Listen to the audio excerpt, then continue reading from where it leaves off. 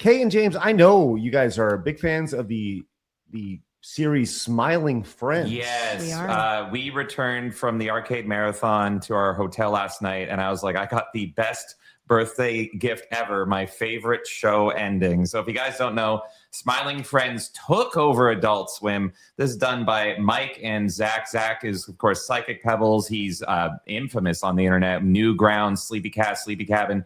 He's done so much stuff on the internet. These are two guys that were, they're just real human beings. And they somehow rose up and made the most successful Adult Swim show.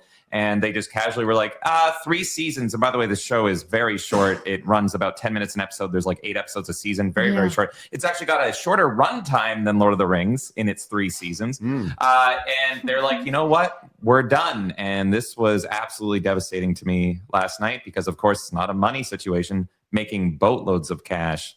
This one's just the full announcement for anyone who is looking for it. It's 2 casual guys talking for 6 minutes about how they're essentially burned out, and it just felt like the right time to end it. So they do have 2 casual episodes they're going to release. I think they were saying in April, but it is sadly over. Very sad. Yeah. So this doesn't have anything to do with they were just tired. They're just done, right? And I think them ending the show this way is actually probably the best way to do it. Because it makes you want more. Phoenix, you agree?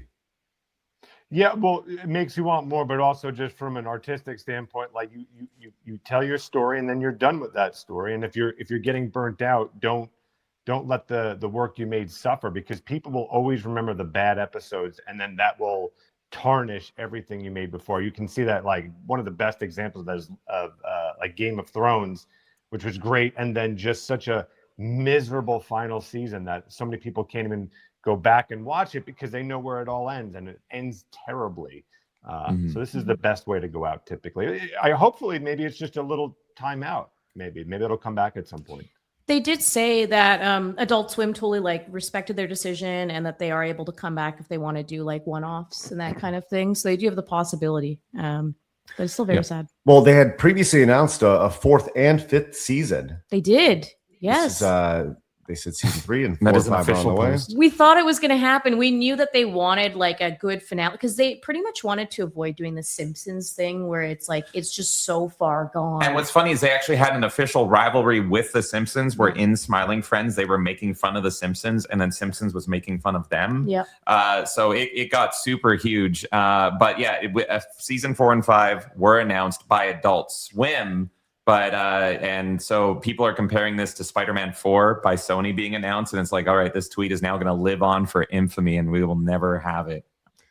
Well, anytime you have an abrupt ending like this, there's always going to be people who talk and conspiracy theories. And did they really get burnt out, or was there really some other nefarious reasons behind it?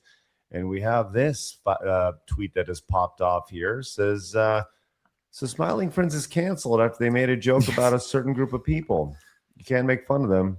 You know who. So this is the real interesting thing about being a Smiling Friends fan and knowing Zach and Mike and everything is the show is incredibly based, and it is very to the point where it's just wild, and the show got hyper successful. It somehow pulled in the Rick and Morty audience, far lefties saying I'm going to go over to Zach and make sure he says trans rights in the show.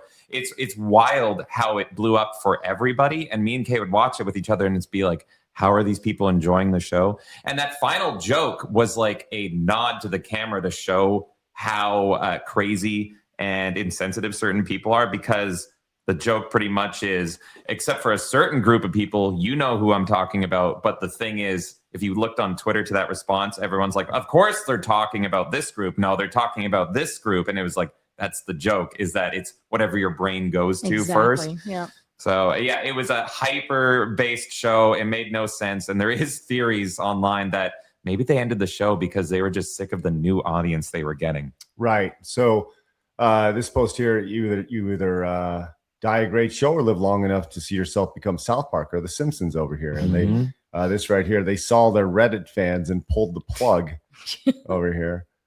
Considering this is the biggest post of the week, and Zach had already previously said he wanted to nuke Reddit. Hardly shocking.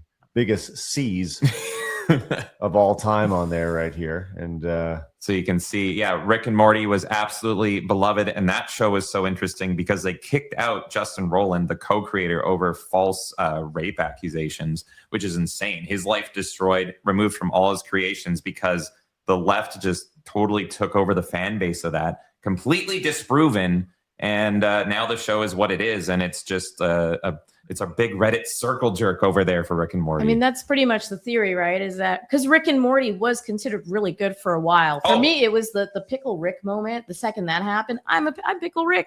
The whole thing tanked. It went downhill. And Rick and Morty was always like kind of championed by Reddit. And so you're the creators of Smiling Friends, and you have this like really witty comedy, and you start to see people on Reddit now championing your show. Do you cut the cord? And all those Rick and Morty fans have no idea how the show started. The original Back to the Future parodies that are on YouTube, that's the most vulgar, heinous shit you have ever seen. And that's the core essence of Rick and Morty, not what the show is now. So exactly, I think they saw the writing on the wall there. Absolutely. Well, it actually, in a weird way, this does kind of circle back to this show in a weird spider web, if you want to get kind of odd. And when I say this show, I mean like side scrollers and kind of me, I guess. Yep. As we saw this post here, this is the creator of the show, Yep. Co-creator, yep.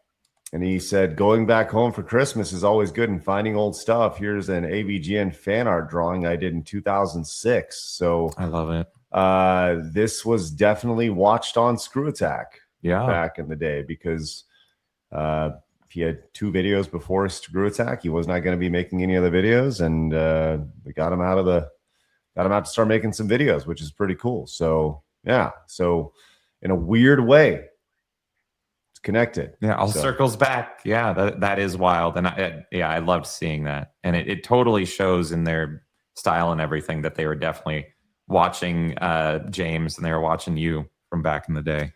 Maybe. You never know. You never know. That's very Star Wars storytelling. It all comes back. Everybody's related somehow. Oh, yeah. Yeah, absolutely. Yeah, everyone's related in some way, shape, or form. It's not that far off. Which is why I'd like to announce that tomorrow will be the final show for Side Scrollers. Then we're out. No! That's right. Out. See ya!